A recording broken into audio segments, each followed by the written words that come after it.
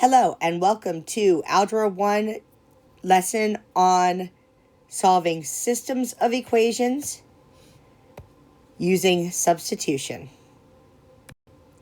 So first we're going to talk about what is substitution. So it's pretty simple. If two items are equal, then we can exchange one for the other. So here's an example. So anytime we say things are equal, x equals 5, these two values can be exchanged. Here I have x equals 3y. And you see this other equation, I have an x and a y. So I'm going to take the bottom equation, I'm going to rewrite it, except instead of x, I'm going to put parentheses there for right now, minus 4y equals negative 35. Instead of the x, I'm going to put the 3y because they are equal. So next I can go 3 times 3y is 9y minus 4y equals negative 35. And all that was simplification. Then I can combine some like terms. I get 5y equals negative 35. Then I can divide both sides by 5. So I have 5y divided by 5 equals negative 35 divided by 5. It's my division property of equality. And finally, come up here, I end up with y equals negative 7. Great, so now I know what y equals. The issue is, in a system of equations, I don't need to just know what one of the variables equals. I need to know what both of the variables equal. Since I know that y equals negative 7, I can take that number and put that in place here. So now I know x equals 3 times negative 7. So x equals negative 21. Again, not real hard. It allows you to go ahead and check, and you can actually take these numbers and put them back into one of your equations to check them. Remember that typically we write our answers as an ordered pair. So here it would be negative 21, negative 7 for your answer to this. Okay, so now let's think about which variable do I substitute. I could actually substitute either. Here I have a value for m and a value for k. So let's look first at what happens if I substitute in my value for m. So I have k equals 3 times 5k plus 8, because we said that's what m equals, minus 10. So I get k equals 15k plus 24 minus 10. We always use my distributive property. Then I'm going to subtract the 15k from both sides. I get negative 14k equals 24 minus 10 is 14. Divide both sides by negative 14. I get k equals negative 1. If I put that into my other equation, m equals 5 times negative 1 plus 8. So m equals 3. Well, if instead I start out by substituting in the value of k into m, let's look at that.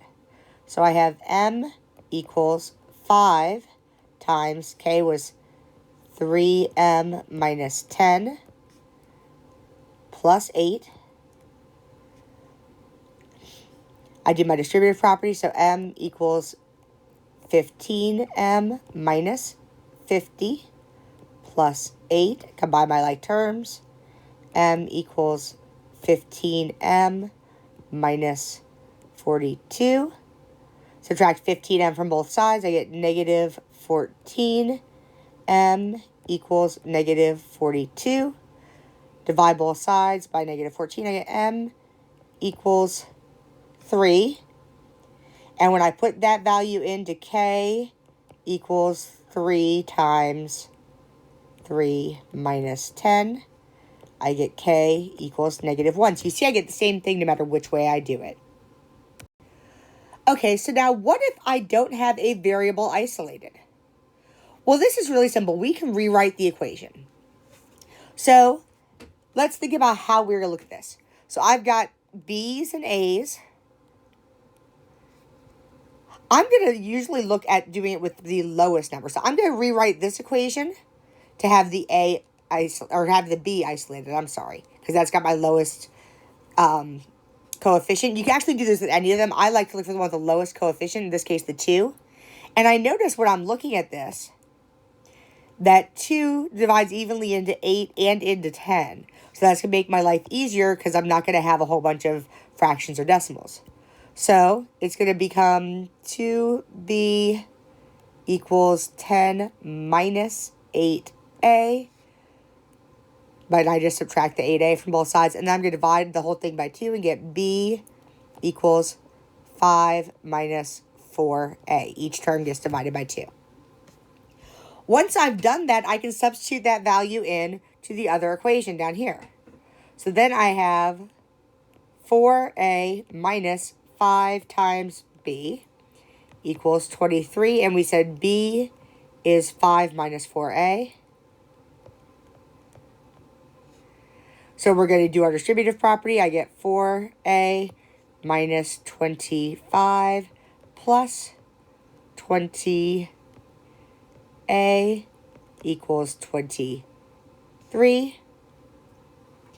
We combine some like terms and I get 24a minus 25 equals 23.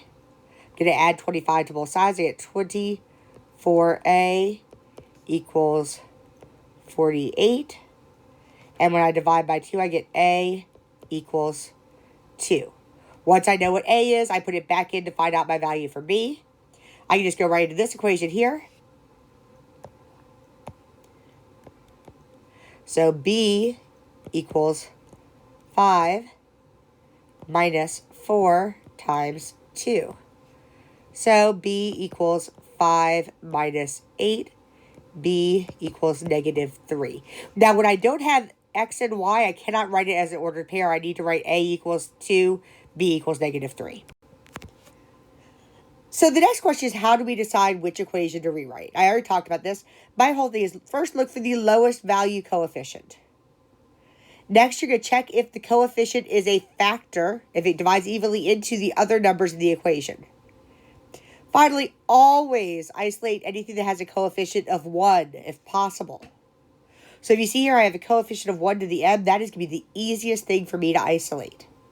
So that's real simple. All I have to do to isolate that is add 15 to both sides. I get m equals 2d plus 15. And then I'm off to the races trying to solve it.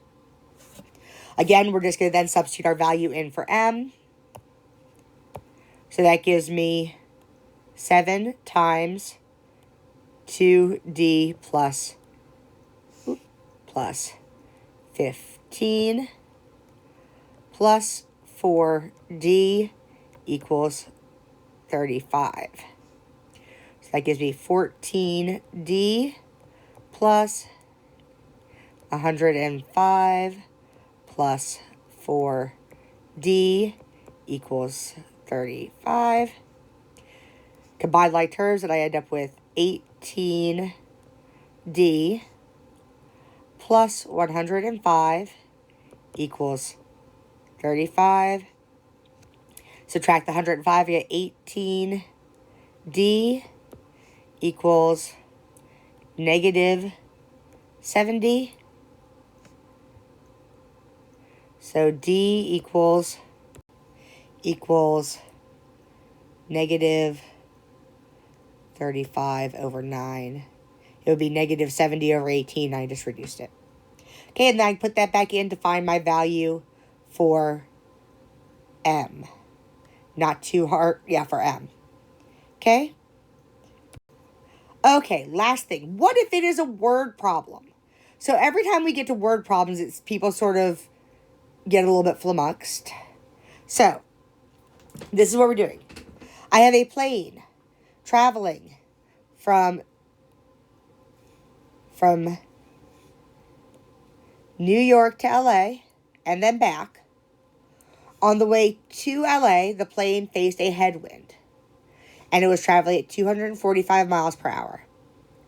On the trip back to New York, the plane had a tailwind and was able to travel at 285 miles per hour.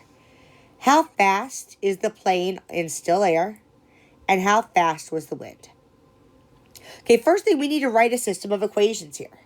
So for those who don't know, a headwind means that the plane, and I'm going to draw my little horrible little plane here. So here's my little plane. A headwind is when the plane is going into the wind. The wind is going to be subtracting from the plane speed.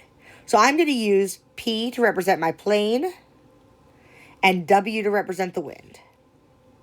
So on the way to LA, the plane minus the wind allowed them to travel at 245 miles per hour. On the way back, the plane is now going this way. The wind's still coming the same direction, but the wind is now helping push it. The planes plus the wind was 285 miles per hour. So we're going to have to isolate a variable, and then we can use our substitution. So in this case, I'm going to take this top equation and rewrite it by just adding W to both sides. So I get P equals 245 plus W. So down here, I'm going to replace the P with 245 plus W. And then I'm going to bring down the rest of the equation. Plus W equals 285. Please note, this part right here came from here. This part, the rest of this, came from the original equation. So make sure that you get that clear. You make sure that you don't lose anything on there. Okay? So let's keep going with this. So this is 245 plus 2W equals 285. We're going to subtract 245 from both sides. So 2W equals 40. When I divide by both sides by 2, I get W equals 20. So W, again, was the speed of my wind. Well, if the wind was 20, I can see that my plane's speed, P minus 20, equals 245. Therefore, P equals 265. Last thing, and I forgot to write this on here, number 4, is write your answer as a sentence. So write your answer as a sentence. Because this is a word problem, we answer it with words. So our answer should be, the plane moves 265 miles per hour. The wind is traveling at 20 miles per hour. Okay, so go ahead and try these on your own, and I will see you all in class.